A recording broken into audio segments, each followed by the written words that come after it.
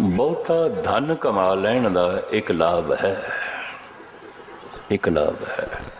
ਛੋਟੀ ਦਾ ਧਨਵਾਨ ਬਣ ਜਾਣਾ ਉਹਦਾ ਇੱਕ ਲਾਭ ਹੈ ਕਿ ਅੰਦਰ ਦੀ ਗਰੀਬੀ ਦਿਸਣ ਲੱਗ ਪੈਂਦੀ ਹੈ, ਅੰਦਰ ਦੀ ਕੰਗਾਲਤਾ ਦਿਖਾਈ ਦੇਣ ਲੱਗ ਪੈਂਦੀ ਹੈ। ਇੱਕ ਗਰੀਬ ਮਨੁੱਖ ਨੂੰ ਅੰਦਰ ਦੀ ਗਰੀਬੀ ਨਹੀਂ ਦਿਖਾਈ ਦਿੰਦੀ ਕਿਉਂਕਿ ਵਿਚਾਰਾ ਅਜੇ ਬਾਹਰੋਂ ਗਰੀਬ ਹੈ। ਅਜੇ ਰੋਟੀ ਦਾ ਮਸਲਾ ਬਾਹਰੋਂ ਹੀ ਹੱਲ ਨਹੀਂ ਹੋਇਆ, ਅਜੇ ਕੁੱਲੀ ਜੁੱਲੀ ਦਾ ਮਸਲਾ ਬਾਹਰੋਂ ਹੀ ਹੱਲ ਨਹੀਂ ਹੋਇਆ। ਇਹ ਬਾਹਰ ਦੀ ਗਰੀਬੀ ਵਿੱਚ ਉਲਝਿਆ ਹੋਇਆ ਹੈ। ਪਰ ਜੇ ਇੱਕ ਗਰੀਬ ਮਨੁੱਖ ਨੂੰ ਵੀ ਅੰਦਰ ਦੀ ਗਰੀਬੀ ਦਿਖਾਈ ਦਿੱਤੀ ਹੈ, ਇਹ ਉਹਦੀ ਪੂਰਬਲੀ ਤਪੱਸਿਆ ਹੋਵੇਗੀ, ਪੂਰਬਲੇ ਸੰਸਕਾਰ ਹੋਣਗੇ। ਵਰਨਾ ਐਸਾ ਹੁੰਦਾ ਨਹੀਂ ਜੈਸੇ ਕਬੀਰ ਤੇ ਰਵਿਦਾਸ, ਹਮ ਨਿਰਧਨ ਜੋ ਇਹੋ ਧਨ ਪਾਇਓ।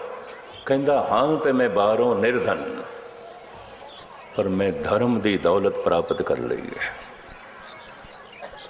ਦੌਲਤ ਸਰਮਾਇਆ ਈਮਾਨ ਬਵਦ, ਹਰ ਗਜ਼ਾ ਅਜ਼ ਯਾਦ ਉਹ ਸੁਲਤਾਨ ਬਵਦ। ਮੇਰੇ ਕੋਲ ਉਹ ਸਰਮਾਇਆ ਹੈ ਜੋ ਫਕੀਰ ਨੂੰ, ਬਿਖਾਰੀ ਨੂੰ ਬਾਦਸ਼ਾਹਾਂ ਦਾ ਬਾਦਸ਼ਾਹ ਬਣਾ ਦਿੰਦੀ ਹੈ।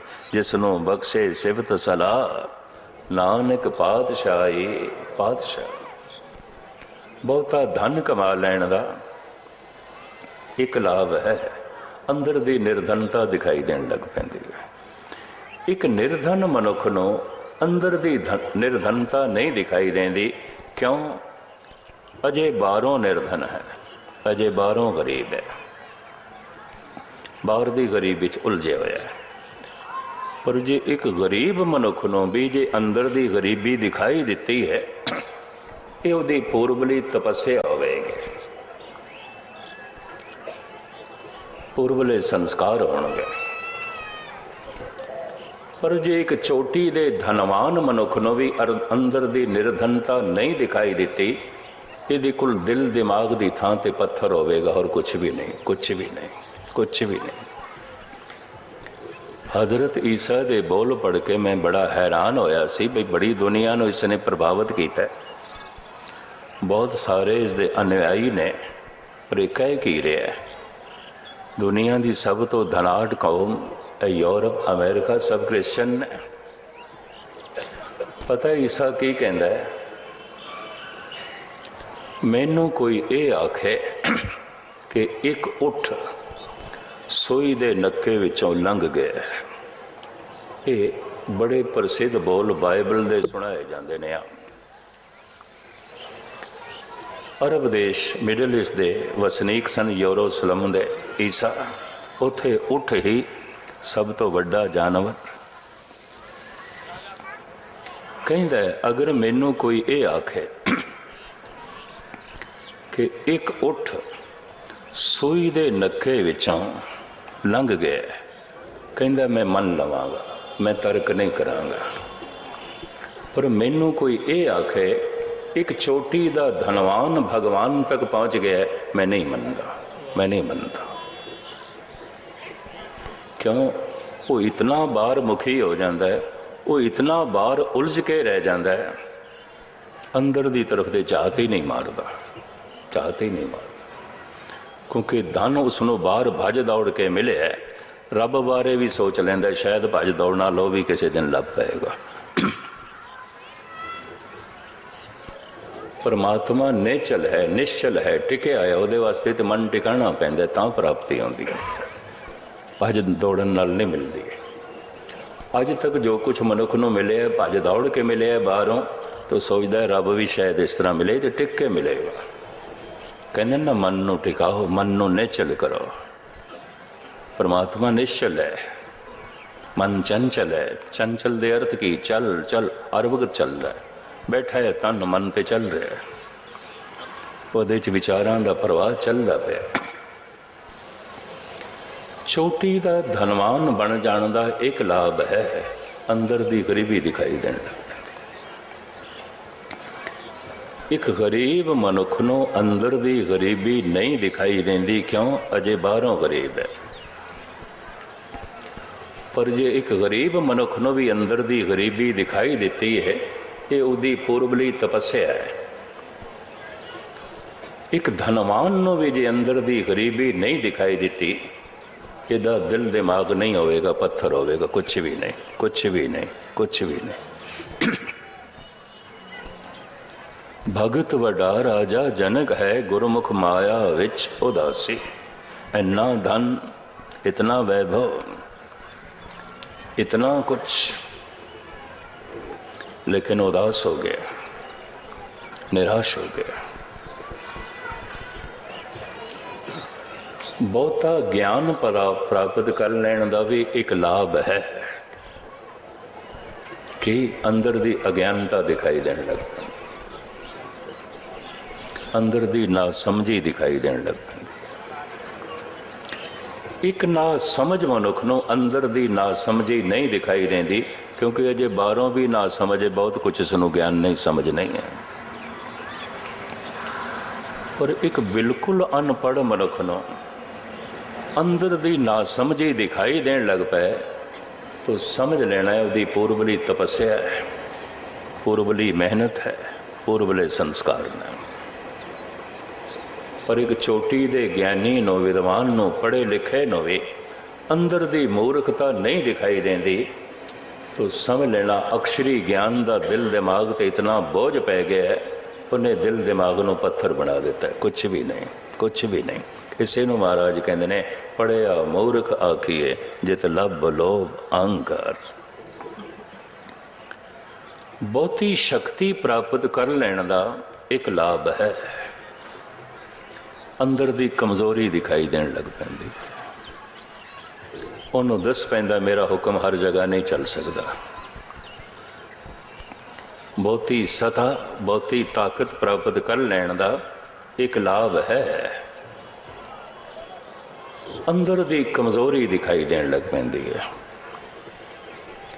सिकंदर आजम खुले लॉन दे च बैठा सी, हवा हो रही ले,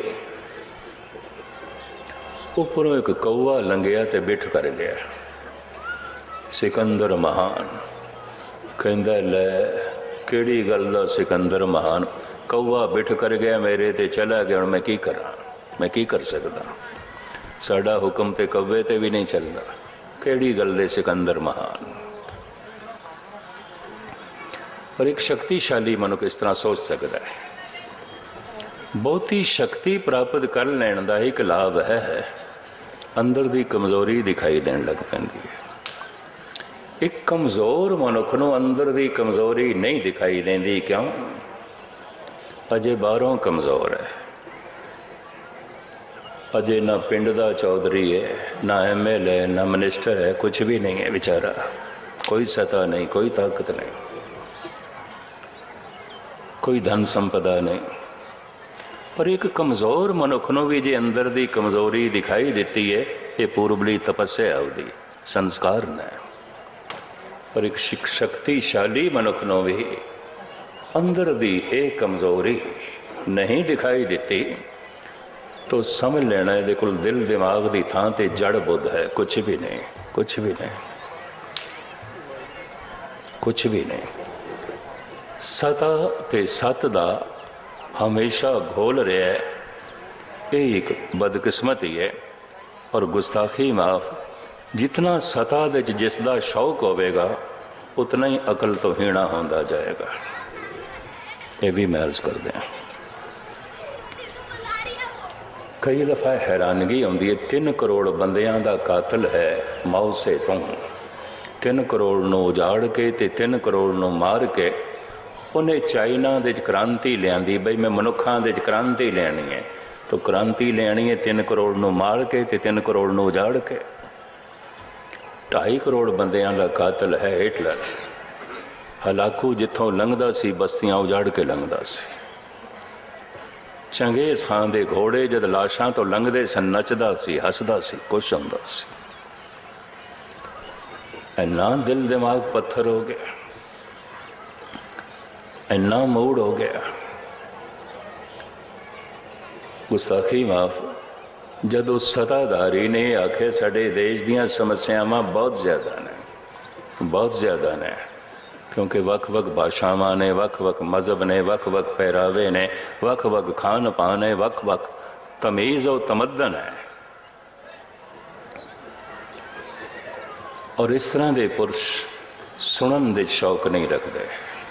जितना बाहर मुखी मनुख होवेगा वो अपने नेड़े ते होंदा नहीं तो सुने की हक नहीं सुन सकता।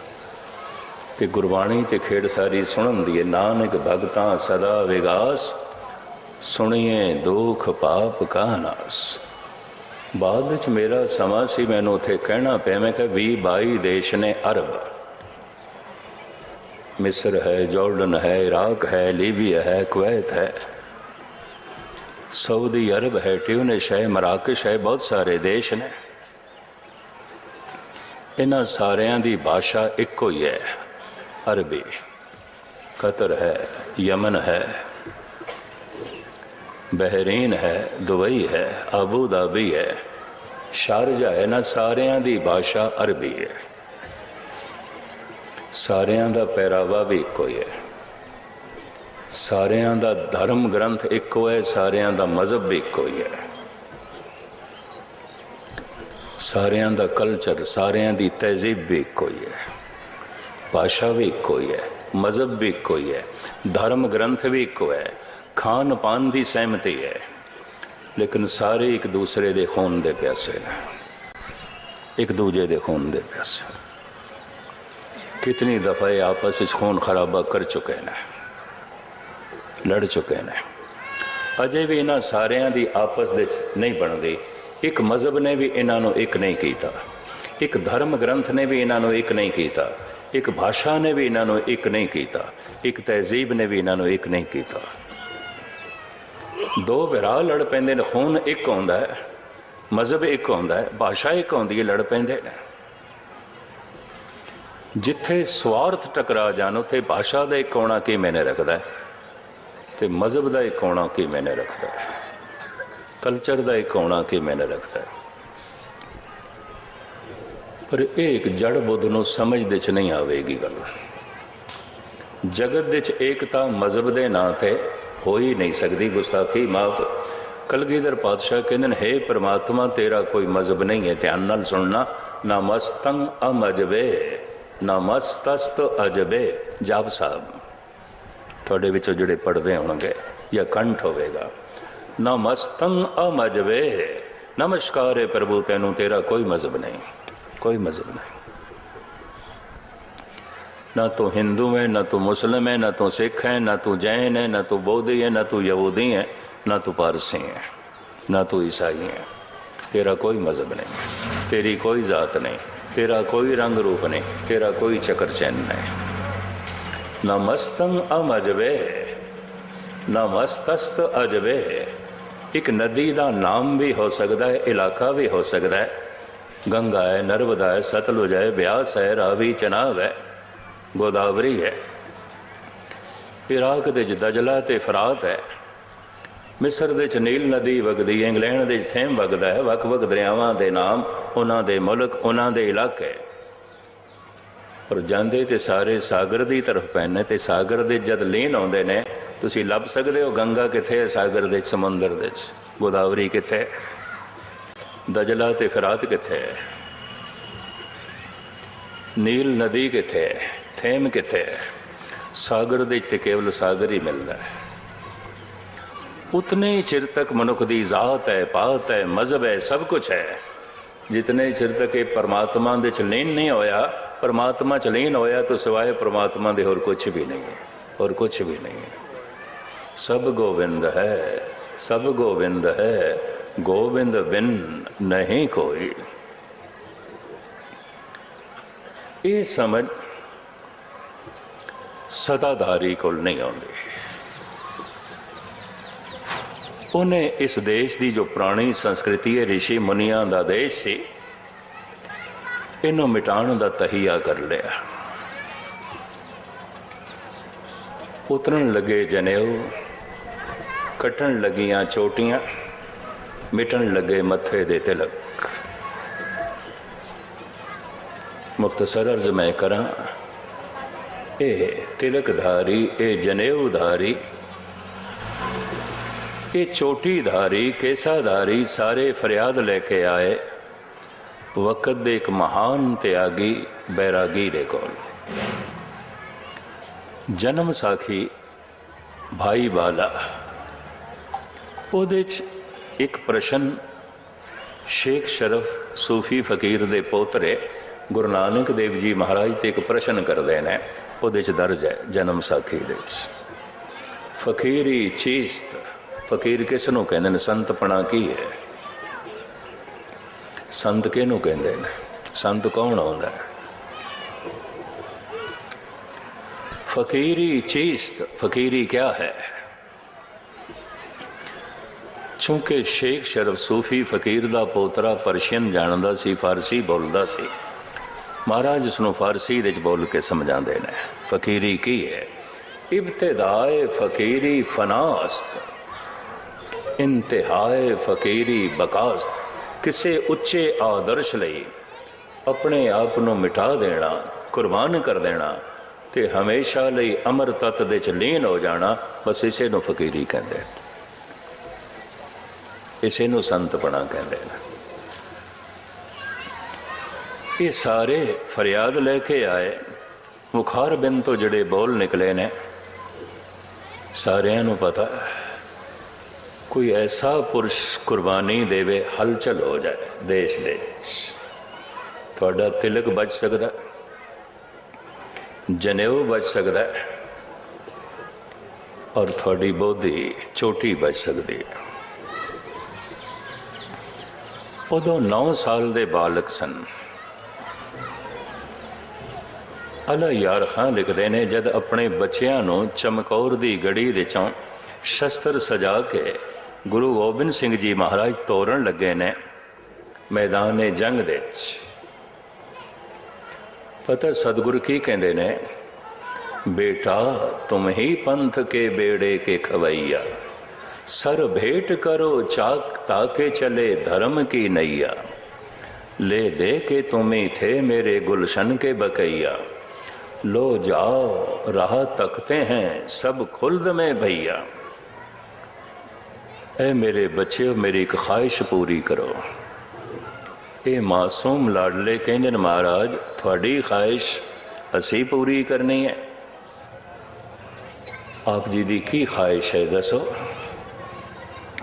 महाराज उथे कहते ने, ख्वाहिश है तुम्हें तेग चलाते हुए देखें। अला यार खां, ख्वाहिश है तुम्हें तेग चलाते हुए देखें, हम आंख से बरछी तुम्हें खाते हुए देखें। पिता दा हिरदा पर पुत्रां दे सामने धर्म महान है, सच्चाई महान है। पुत्रां नूं कुर्बान किया जा सकता है धर्म तो। फिर अगों जो कुछ कहने ने अला यार खां इंज कलम बंद कर देने, हमने ही कहा बाप को जान दीजिए धर्म पर।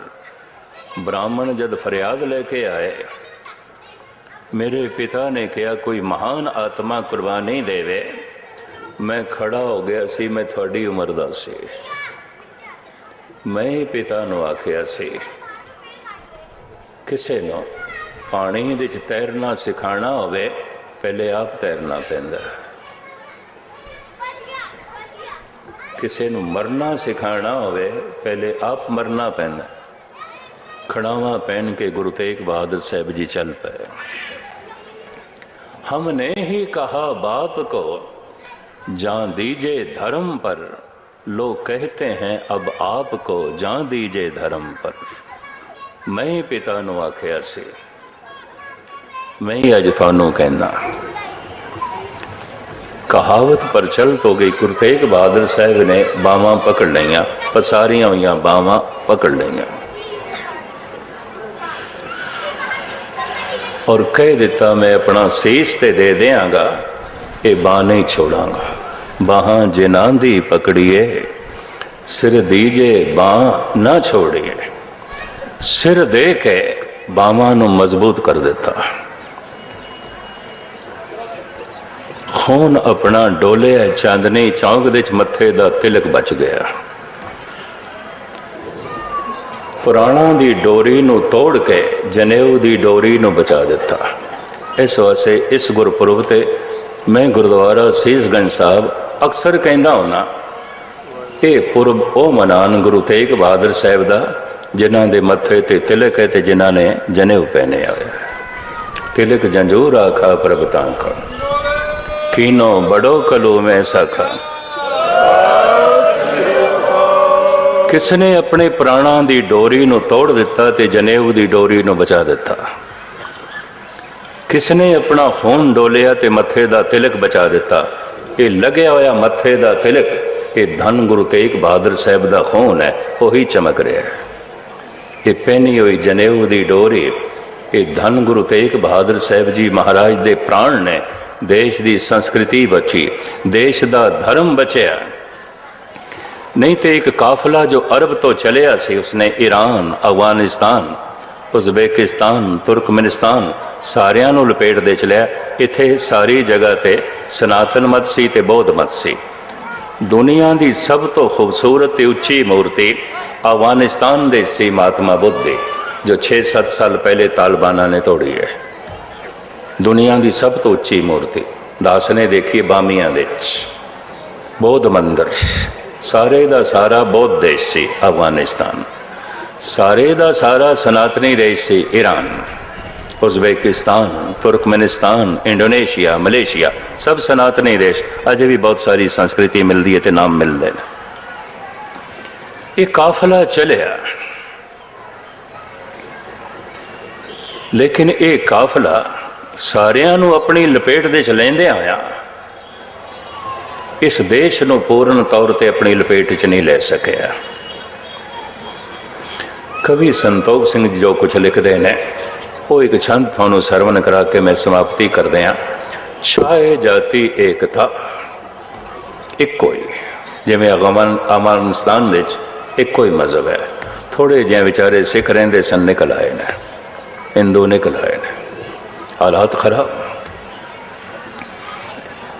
जो अफगानिस्तान, ईरान, उज़बेकिस्तान, तुर्कमेनिस्तान ते इंडोनेशिया च होया, इस देश दे भी यही कुछ होना सी, ऐसा कवि संतोख सिंह जी कह रहे हैं। छाए जाती एकता अनेकता बिलाए जाती, होवत कुचीलता कतेबन कुरान की। आप ही परपक जाते धर्म दशक जाते, बरन गरक जाते सहत विधान की। देवी देव देहुरे संतोख सिंह दूर होते, रीत मिट जाती कथा वेदन पुराण की। श्री गुरु गोबिंद सिंह पावन परम सूर, मूरत न होती जो पे करना निधान के। ये बख्शिश भरी मूर्ति जे ना होती, ये संस्कृति नहीं बचनी सी। हमने ही कहा बाप को, जान दीजिए धर्म पर, लोग कहते हैं अब आपको, जान दीजिए धर्म पर। मैं पिता नू आखिया सी कुर्बान हो जाओ, मैं अज बच्चों थानू कहना कुर्बान हो जाओ। किस दी कुर्बानियां दा सदका ये संस्कृति बची है, ये धर्म बचे है, ये शिवाले बचे ने, ये रामायण दी कथा बची है, ये जनेऊ बचे है, ये तिलक बचे है। सारे भारतवासियों नूं पूरी श्रद्धा दे नाल इस पुरब नूं मनाना चाहिए, सानू सहयोग देना चाहिए। पर तिलकधारियां नूं ते पता ही नहीं है किस दा खून है जो साडे मत्थे ते तिलक चमकदा पिया है। कि किस दे प्राणों की डोरी टूटी है जो जनेऊ की डोरी बची है। तिलक जंजूर आखा प्रभ तांका, कीनो बड़ो कलो मेरा साका।